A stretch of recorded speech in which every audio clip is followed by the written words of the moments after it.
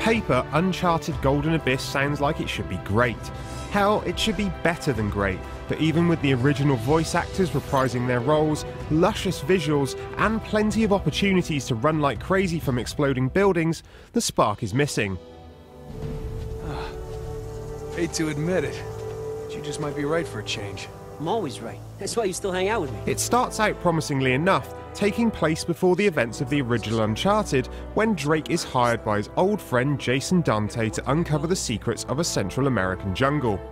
Cue an amazing discovery, a mystery to unravel, and a love interest in the form of archaeologist Marissa Chase, and you've got yourself the beginning of a great Uncharted narrative. Dante's a two-bit grave robber. He couldn't have done any of this. It's time you tell me your long story. Nate, look. Remember, you were the one who asked me to trust you. Sadly, it all starts to unravel rather quickly, becoming predictable fare with just a few twists and turns to keep you on your toes. The dialogue isn't particularly snappy either, despite being well acted. 20 years ago, the mining company discovered all of this. The gravesite, the ruins. The IOA was called in, and my grandfather ran the dig site. While the story might not fare so well, thankfully the action and platforming does, for the most part.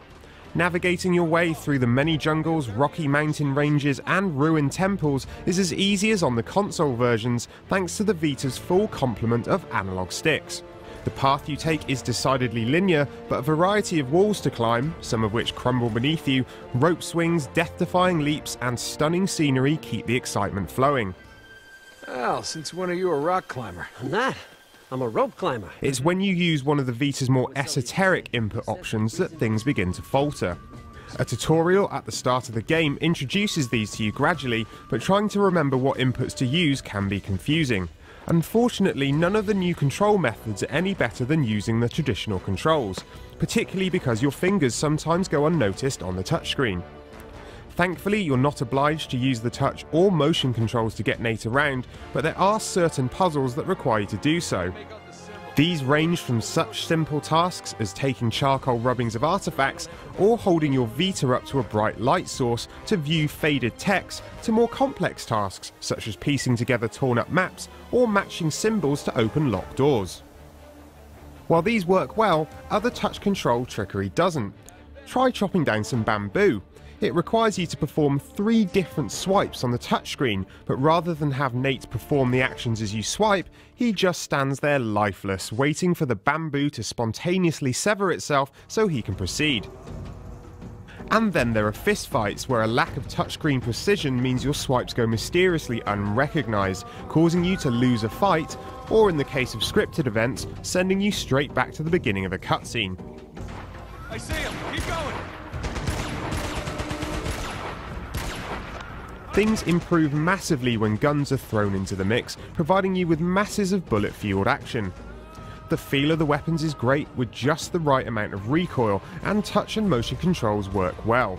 Swiping on the rear touchpad to zoom the sniper rifle feels natural, and tweaking your aim by moving the Vita is surprisingly effective, letting you compensate for recoil with ease. The weapons make battles a blast, but the shine is taken off thanks to some flaky AI that loses a few IQ points when it comes to stealthy attacks, failing to recognise that his once breathing buddy has had his neck snapped only 2 feet away.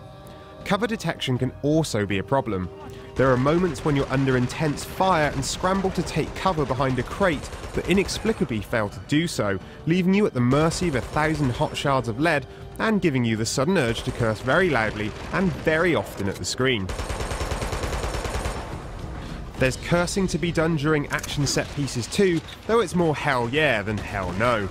There are some impressive moments as temples collapse and buildings explode while you do your best to escape impending doom, even if the frame rate takes a hammering during the most action-packed sections.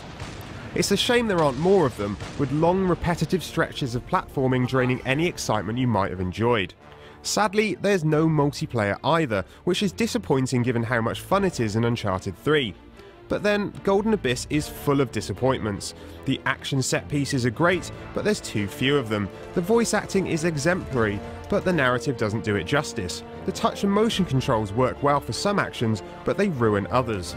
For every moment of enjoyment you have, something comes along to spoil it. Now we're cooking. Despite its problems, Golden Abyss still succeeds in delivering some intense, entertaining action and combat. It's not quite the full-blown Uncharted experience on the move that you might have hoped for, but it's damn close. And for that, it should be commended.